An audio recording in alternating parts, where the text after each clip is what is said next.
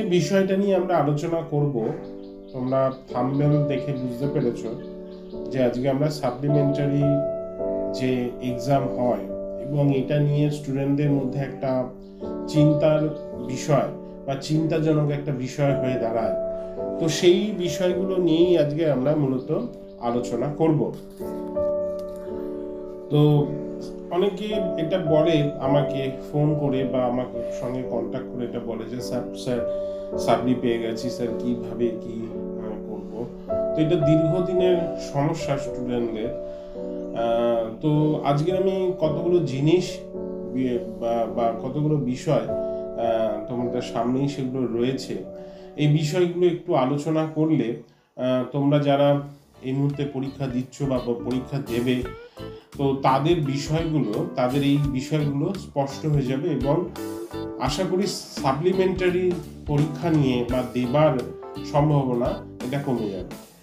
তো প্রথম থেকেই তোমাদের যখন ক্লাস স্টার্ট হচ্ছে, তোমাদের তখন থেকেই কিন্তু পড়াশোনার দিকটা মনোযোগ দিতে হবে। এইটা কিন্তু তোমরা খুবই কম দাও এবং কলেজের ফার্স্ট ইয়ারে ভর্তি হয়ে তোমরা মানে নিজেদেরকে হারিয়ে ফেলো।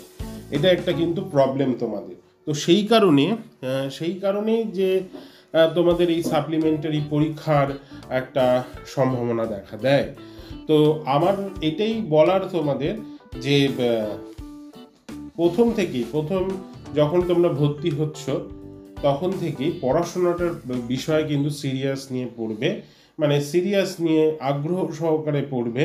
কেন, কলেজে পড়ার যে ধরন, স্কুলে পড়ার ধরন কিন্তু মানে আলাদা, একটা ডিফারেন্ট। কলেজে তোমাকে কেউ বাধা দেবার কেউ নেই, পড়ো বলার কেউ নেই। স্কুলে যেমন হতো একটা শাস্তির ব্যবস্থা থাকতো, কিন্তু সব কলেজে না, কিছু কিছু কলেজের একটু নিয়ম কঠোর রয়েছে, কিন্তু সব কলেজের, ওভারঅল কলেজে কিন্তু সেটা নেই। তো পড়াশোনা নিজেকেই করতে হবে।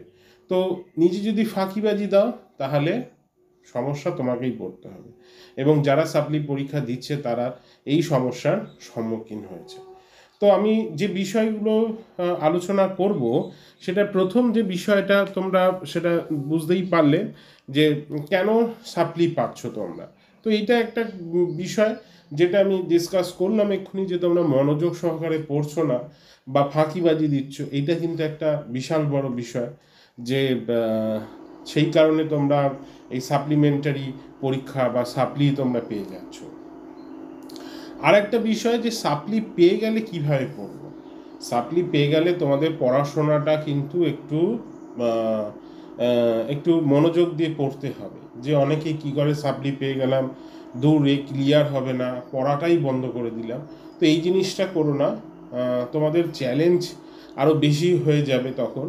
হ্যাঁ, তো এই বিষয়গুলো একটু মনোযোগ দিয়ে দেখবে, ঠিক আছে, যাতে না পাও, সাপ্লি যাতে না পাও। হ্যাঁ, তো যারা সাপ্লি পেয়েছো আমার সাথে কন্ট্যাক্ট করো, আমি যতটা পারবো হেল্প করব। আমাদের নিউ ব্যাচ স্টার্ট হচ্ছে কলেজ স্ট্রিটে আমাদের নতুন কোচিং সেন্টার ওপেন হচ্ছে অফলাইনের জন্য। যারা অফলাইনে ক্লাস করতে চাও আমার সাথে যোগাযোগ করো, এবং অনলাইন তো অ্যাভেলেবেল রয়েছে। যারা গ্র্যাজুয়েশন করছো, আন্ডার গ্র্যাজুয়েট, তাদের কথা বলছি। সেটা ক্যালকাটা ইউনিভার্সিটি বা রবীন্দ্রভারতী ইউনিভার্সিটির আন্ডারে বা রয়েছে কলেজগুলো, যে কলেজগুলো ক্যালকাটার। যারা সাপ্লি পেয়েছো তাহলে অবশ্যই যোগাযোগ করো, যতটা হেল্প করার আমি করে দেবো। এবং আমাদের কিন্তু নতুন ক্লাসও শুরু হচ্ছে। তোমরা যারা ক্লাস করতে ইচ্ছুক, অনলাইন বা অফলাইন, আমাদের যোগাযোগ করো আমার সাথে। আমার কন্ট্যাক্ট নাম্বার ডেসক্রিপশানে পেয়ে যাবে, হোয়াটসঅ্যাপ নাম্বারও পেয়ে যাবে এবং ইমেল অ্যাড্রেসও পেয়ে যাবে। তো আমার সাথে যোগাযোগ করে নিও। তো তোমরা যাতে এই সাপ্লি জিনিসটা নিয়ে যাতে না ভয় পাও, অবশ্যই আমাকে ফোন করো, আর আমাদের ক্লাসটা যদি পারো তো জয়েন করো। ধন্যবাদ।